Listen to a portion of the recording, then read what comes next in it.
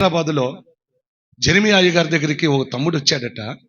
ఆ తమ్ముడు వచ్చి, అయ్యగారు, చాలా వేదంతో వచ్చాడంటండి ఆ తమ్ముడు.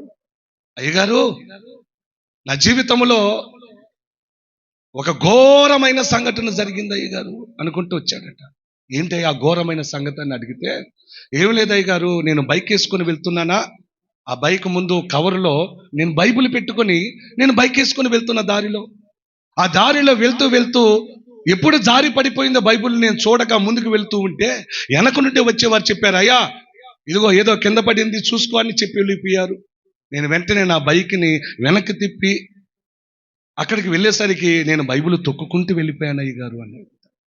ఏమన్నాడంటండి, బైబిల్ని తొక్కుకుంటూ వెళ్ళిపోయాను అయ్యగారు అన్నాడట. వేదనతో దుఃఖపడుతున్నాడట ఆ తమ్ముడు. అప్పుడు జెరెమియా అయ్యగారు అన్నారట, అయ్యా నేను ఒక విషయం నిన్ను అడుగుతాను, చెప్పు, నీకు సిగరెట్ తాగే అలవాటు ఉందా అని అడిగాడట.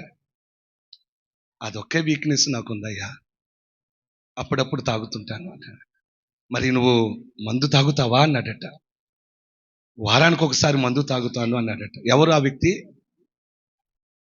వేదనతో బాధతో వచ్చి దైవజనుడి దగ్గర కన్నీరు కార్చి, అయ్యో నేను బైబిల్ తొక్కేశాను అయ్యగారు అన్నాడు. చూడు ఆ వ్యక్తి ఏమన్నాడు, సిగరెట్ రోజు తాగుతానండి, మందేమో వారానికి ఒకసారి తాగుతానండి అన్నాడు. చూడండి ఆ వ్యక్తి. అప్పుడు అన్నాడట, అయ్యా నువ్వు బైబిల్ తొక్కేసి వెళ్ళినందుకు దుఃఖపడుతున్నావు, అది తెలియక చేశావు.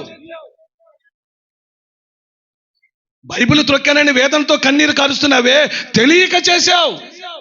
కానీ ఒక విషయమేనో, నీ జీవితంలో ఘోరమైన కార్యం ఒకటి జరుగుతుంది.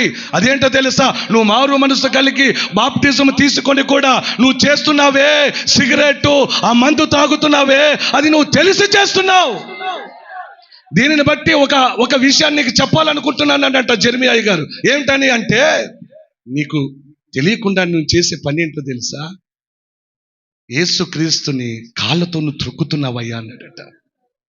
నువ్వు బైబిల్ త్రొక్కానని దుఃఖపడుతున్నావే, లేదు లేదు, నువ్వు తెలిసి సిగరెట్ తాగుతున్నావు, తెలిసి మందు త్రాగుతున్నావు, మారు మనసు కలిగి ఉండి కూడా, రక్షణ పొందుకొని ఉండి కూడా నువ్వు చేస్తున్న పని ఏంటో తెలుసా? యేసుక్రీస్తును కాళ్ళ కింద త్రొక్కుతున్నావు. అప్పుడు వేదనతో దుఃఖపడుతున్నాడంట అతను. చూద్దాం ఆ విషయాన్ని. ఎబ్రీయులకు రాసిన పత్రిక 10వ అధ్యాయము 26వ వాక్యం 29వ వచనాన్ని ఒకసారి బైబిల్ చదవండి ఒకసారి.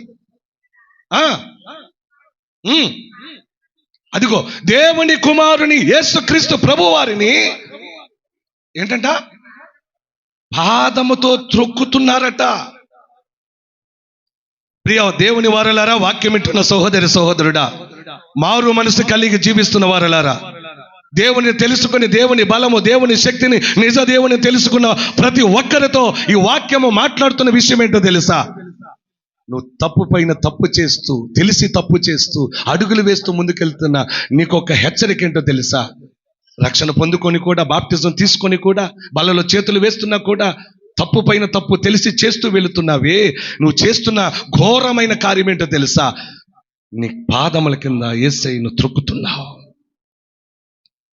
ఈ మాట చెప్పడానికి విచారిస్తున్నాను నేను.